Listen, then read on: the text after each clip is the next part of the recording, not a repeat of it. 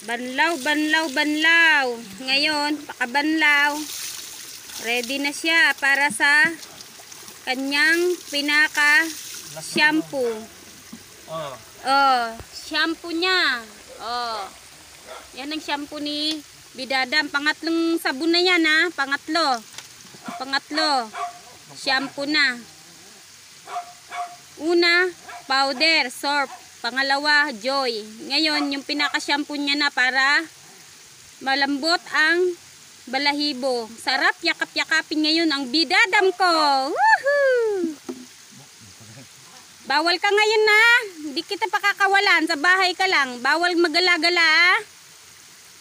Bawal gumala. Kasi tagkuto ngayon ng aso sa sobrang init. Kaya sa bahay ka lang. Hindi kita pakakawalan. Doon ka na lang. Matulog ka lang doon. Ang Bidadam kong mataba-taba.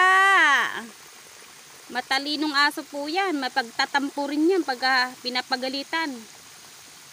Pagalitan mo yan, hindi na yan magpapakita sa'yo. Kung saan lupalop na yan hanapin, hindi mo pa rin makikita. Tapos titingnan ka pa ng kala mo nakakaawa na ewan.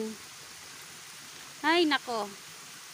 Wow, bango ng Bidadam ko mamaya. Lalamutakin kita mamaya. Lagot ka sa akin.